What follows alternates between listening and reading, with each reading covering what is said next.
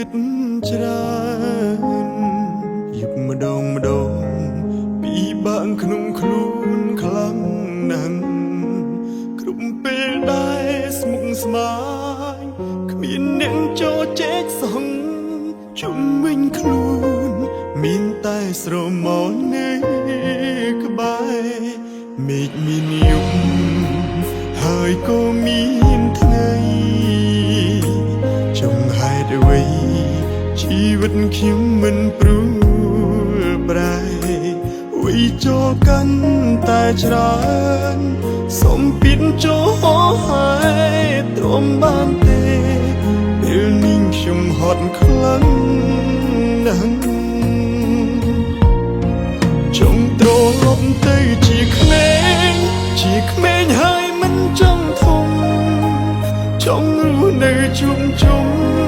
បងប្អូនគ្រួសារគ្មានរឿងឲ្យគិតច្រើនគ្មានរឿងឲ្យឈឺក្បាលតែមិនអាចតវ៉ាធ្វើយ៉ាងណាទើបអាចឆ្លងផុតអារម្មណ៍មិននៅក្នុងខ្លួនរាល់ថ្ងៃមានរឿងច្រើនណាស់ម្ដងឡើងចង់ស្ទះស្ទើរស្លាប់ស្ទើររស់គ្មានទាំងកម្លាំងកាយកម្លាំងចិត្តក៏អស់ធ្វើអ្វីមិនសមរម្យអនាគតទៅជាយ៉ាងណា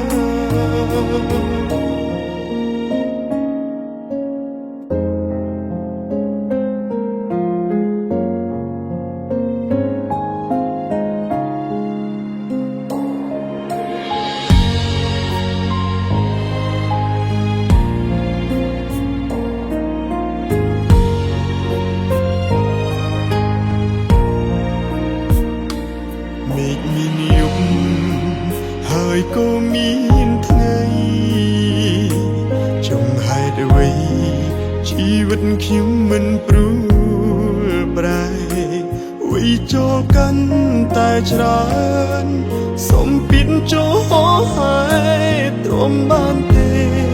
ពេលនេះខ្ញុំហត់ខ្លាំងណាស់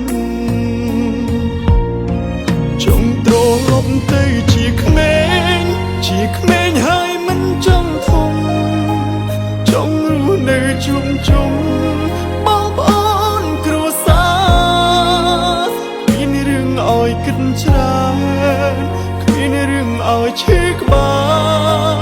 តែមិនអាចតវ៉ាធ្វើយ៉ាងណាទើបអាចឆ្លងផុត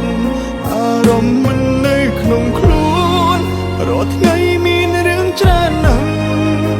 ម្ដងឡើងចង់ស្ទះស្ទើរស្លាប់ស្ទើររស់មានទាំងកម្លាំងកាយកម្លាំងចិត្តក៏អស់ធ្វើអ្វីមិនសមរម្យអនាគតទៅជាយ៉ាងណាចង់ត្រឡប់ទៅជាក្មេងហើយមិនចង់ធំចង់រស់នៅជុំបងប្អូនគ្រួសា